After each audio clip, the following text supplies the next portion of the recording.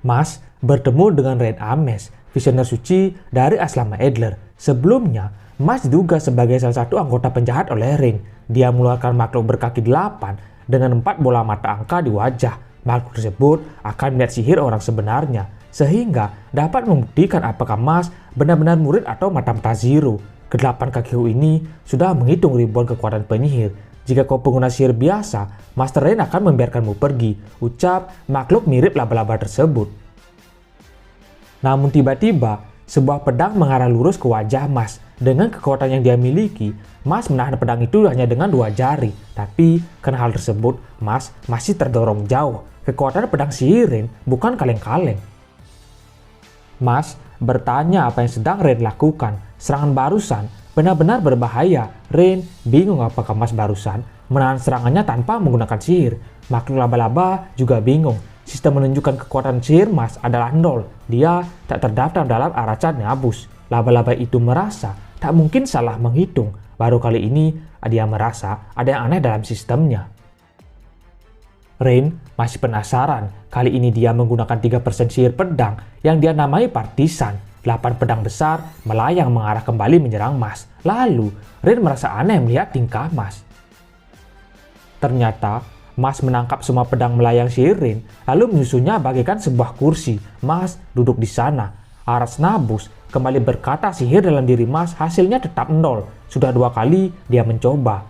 Dia membuat kursi dari partisanku. Arachnabus depresi. Dia bahkan berhenti menggunakan sistem penghitung sihir. Dia benar-benar tak memakai sihir. Jadi tak mungkin menjadi salah satu anggota Innocent Zero. Gumam Rein. Mas mulai kesal. Rein mencoba melakukan satu tes lagi.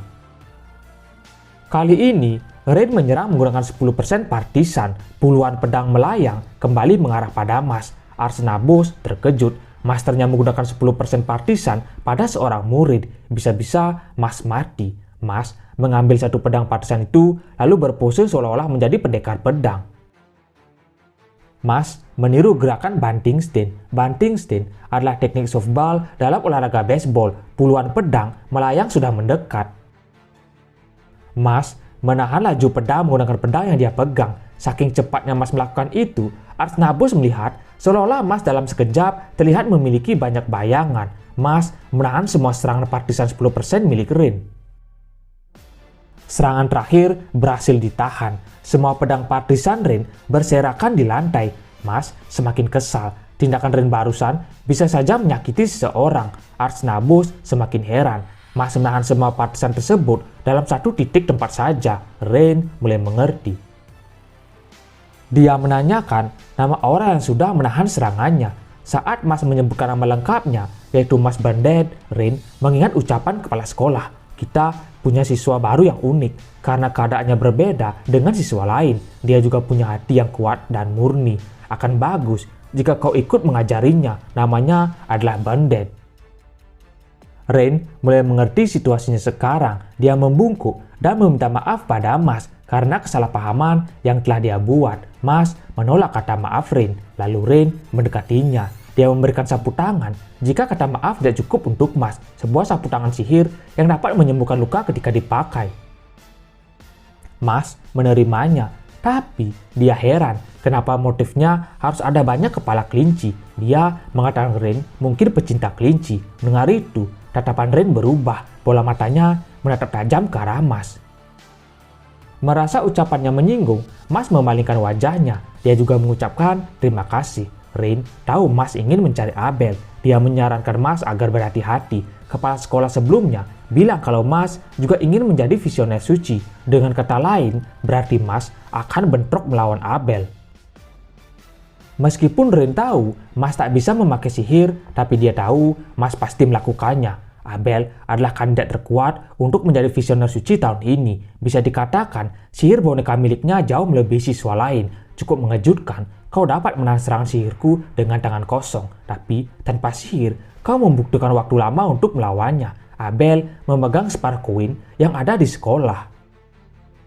Kalahkan dia dan kau akan mendapatkan semuanya. Itu juga akan membuatmu semakin dekat untuk menjadi visioner suci. Dunia kita mengalami cukup banyak masalah. Aku akan senang jika ada rekan yang kuat di pertarungan. Jika tujuanmu adalah visioner suci, maka kejar terus, bahkan jika itu membunuhmu, ucap Rain. Mas mengiyakannya. Lalu, Rain pergi ke tempat berbeda. Ada sesuatu yang harus dia lakukan sekarang. Tak lupa, Rain menyuruh Mas agar berhati-hati. Dia juga mengingatkan Mas agar tak salah paham. Dia melakukan semua itu bukan untuk Mas, melainkan dirinya sendiri. Saat Rain sudah pergi, Mas tahu bahwa seniornya itu bukanlah orang jahat. Rain kembali teringat kata-kata kepala sekolah. Dia anak yang penuh rasa keingintahuan, mengutamakan teman daripada tujuannya sendiri. Mungkin dia hanya anak yang sederhana. Dia juga telah menyelamatkan adikmu, Finn Ames. Jika ingin menjadi visioner suci tanpa memiliki sihir, Mas harus membuktikan kalau dia lebih hebat dari penyihir manapun. Singkat cerita, Mas sudah sampai di sebuah ruangan misterius dengan pintu yang besar. Sebelum masuk dia bingung apakah gagang pintu tersebut didorong atau ditarik. Sebelum melakukan itu, Mas mengingat krimi pemberian dari Irvin. Mas mendorong pintu ruangan. Pintu ruangan hancur. Abel ternyata ada di dalam. Dia kembali melihat Mas dan kembali lagi melihat pintunya dihancurkan. Abel bertanya, apakah Mas adalah tipe orang yang selalu menghancurkan semua pintu yang ingin dia masuki? Mas menjawab bahwa dia hanya mencoba mengetuk. Abel dan Mas saling bertatapan. Kemampuan Mas mengejutkan bagi Abel karena dia pikir hanya Rain saja satu-satunya siswa yang bisa menghadapi mata iblis Abyss Razor. Abel mengira Mas kemungkinan pemakai sihir yang lebih baik dari Rain, tapi Mas tak mendengarkan musuhnya itu. Dia fokus melakukan sesuatu yang ada di mulutnya. Abel menanyakan sebenarnya apa yang sedang Mas lakukan ketika dia berbicara. Sambil memegangi sesuatu di mulutnya, Mas menyuruh Abel melanjutkan omongannya. Mau bagaimanapun, kau terlihat cukup kuat. Itulah kenapa kau harus paham, dunia ini tidaklah adil dan juga tak akan berlaku sama pada semua orang. Aku sudah memberitahumu soal sifat kejam kami sebelumnya. Aku tak bisa menerima gen cacat. Kami dalam posisi bisa mengambil dari yang lain. Mereka yang lemah telah memanfaatkan kami, maka kami dengan paksa menegakkan keunggulan kami. Bukankah itu kejam? Lalu, kenapa kami harus membebani diri kami dengan beban yang tak berguna? Ucap Abel. Mas lalu menanyakan bagaimana nasib orang-orang yang tidak bisa memakai sihir. Apa yang akan terjadi pada mereka?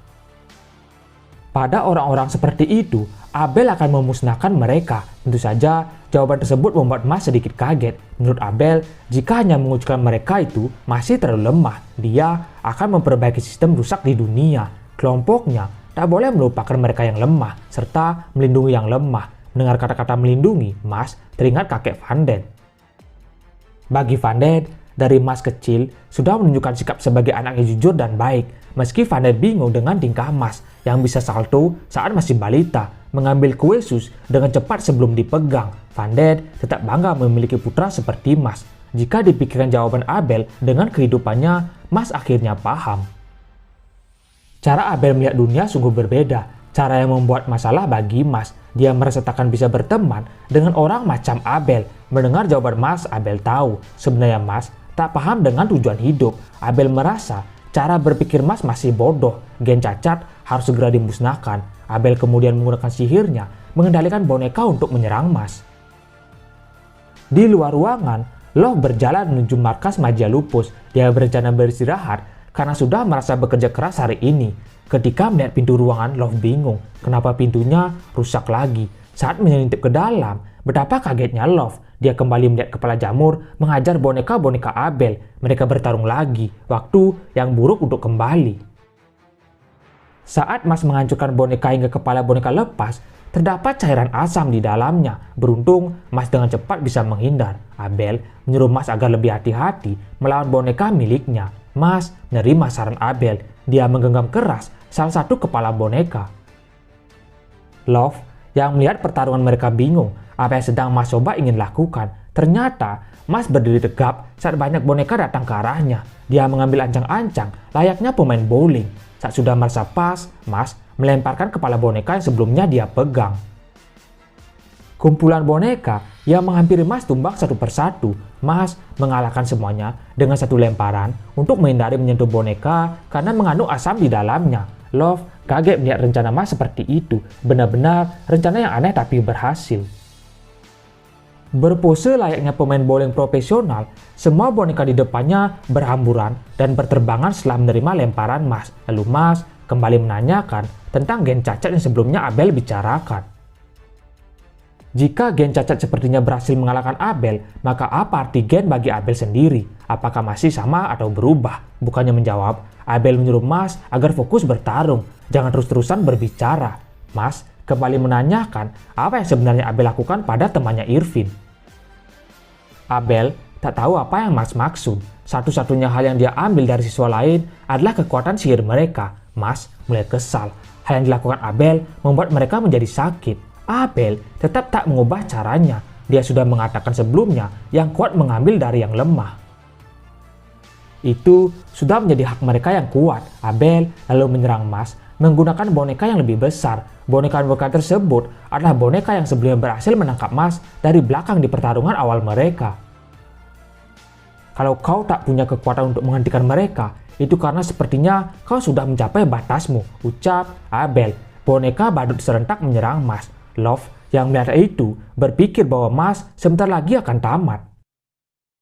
Namun, hanya dengan pukulannya, Mas memantulkan semua boneka tersebut ke arah Abel. Saking kerasnya pukulan Mas, membuat boneka badut hancur hanya dengan sekali pukul. Abel yang menyaksikan langsung kekuatan Mas jadi tahu. Dibandingkan pertarungan mereka tempo hari, Mas sekarang sudah bertambah kuat.